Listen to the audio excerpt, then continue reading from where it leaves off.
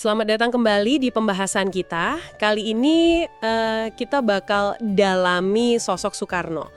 Figur yang monumental banget lah ya buat Indonesia.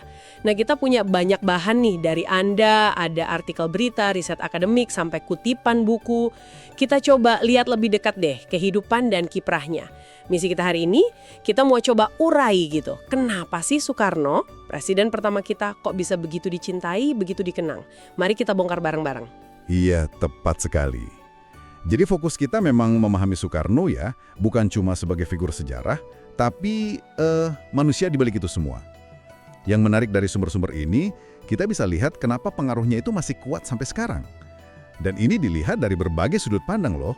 Oke, kita mulai dari awal ya. Kelahirannya Kusno Sosrodiharjo di Surabaya 6 Juni 1901. Pendidikannya kalau dilihat dari catatan cukup Eropa ya. LS, HBS, terus jadi insinyur dari THS Bandung yang sekarang ITB itu kan. Tapi justru dari situ kayaknya ya semangat nasionalismenya mulai tumbuh. Ada beberapa catatan yang bilang gitu. Betul. Dan semangat itu cepat banget nyalanya. Sumber-sumber sejarah nunjukin perannya mendirikan Partai Nasional Indonesia PNI tahun 1927. Itu kan wadah perjuangan penting ya. Aktivitas politiknya itu, bikin dia sering keluar masuk penjara Belanda. Ini nunjukin komitmen awalnya emang kuat banget buat Indonesia merdeka.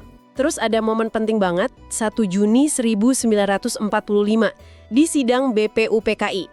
Itu pidatonya yang pertama kali memunculkan konsep awal Pancasila ya kan? Iya, dasar negara kita itu. Dan puncaknya ya pasti proklamasi kemerdekaan 17 Agustus 1945 sama Hatta tentunya. Nah, itu dia. Itu fondasi kenapa beliau dianggap sebagai bapak bangsa. Jelas banget. Nah, sebagai presiden pertama nih, banyak sumber bilang dia orator ulung. Pidato-pidatonya kayak di KA 1955 atau di PBB 1960 yang judulnya To Build the World Anew, itu katanya fenomenal banget. Bisa membangkitkan kebanggaan nasional, semangat anti-kolonialisme gitu. Karismanya itu loh, luar biasa. Semua sumber kayaknya setuju soal ini. Politik luar negerinya yang bebas aktif itu jadi ciri khasnya. KAA 1955 di Bandung itu jadi bukti suksesnya dia menempatkan Indonesia sebagai pemimpin negara-negara dunia ketiga. Apa istilahnya? NFOS ya, New Emerging Forces. Iya, NFOS, melawan Old EFOS, Old Established Forces. Nah itu dia, melawan kolonialisme dan imperialisme. Perjuangan Irian Barat juga, walau pakai konfrontasi, itu dianggap capaian penting. Tapi di dalam negeri tantangannya juga gede ya. Sumber-sumber nunjukin sistem parlementer 1950 sampai 59 itu goyang terus, gonta-ganti kabinet melulu. Ya, nggak stabil banget. Makanya itu mendorong dia buat ngenalin demokrasi terpimpin sama konsep Nasakom. Nasakom itu apa sih sebenarnya? Nasionalisme, agama, Komunisme. Itu upaya Soekarno, menyatukan kekuatan politik besar saat itu. Nasionalis, agama sama komunis. Tujuannya sih katanya buat stabilitas persatuan gitu, melawan tekanan dari dalam dan luar. Tapi langkah ini Nasakom sama demokrasi terpimpin kan banyak dikritik juga ya, termasuk sama Hatta. Banget. Hatta sampai memilih mundur kan sebagai wapres, beda pandangan politik soal ini. Jadi ya, dari kacamata Soekarno mungkin perlu, tapi dari yang lain, ini justru jadi masalah. Oke, jadi kenapa dong Soekarno tetap dicintai banget sama rakyat? Sumber-sumber nih ngasih beberapa jawaban kayaknya ya.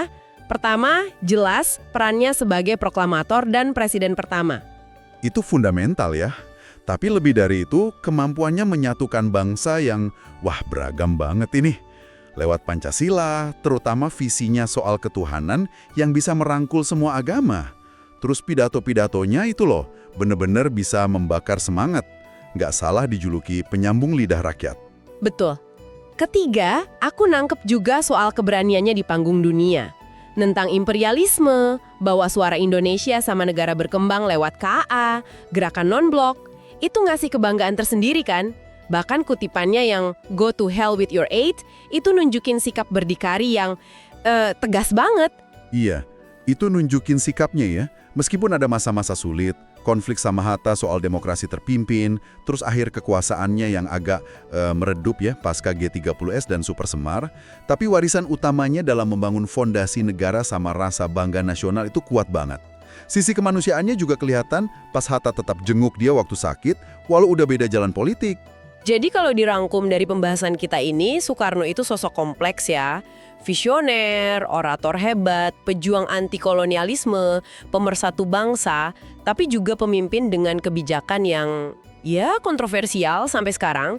Kecintaan rakyat Indonesia ke dia itu akarnya kayaknya dari perannya pas kemerdekaan, kemampuannya membangkitkan harga diri bangsa, sama keberaniannya di panggung dunia. Betul. Warisannya terus hidup dan jadi bahan diskusi. Nah, mungkin sebagai penutup nih, ada pertanyaan menarik buat Anda renungkan. Gimana relevansi semangat persatuan dan keberanian Soekarwo itu buat hadapi tantangan Indonesia di era sekarang ini, era globalisasi?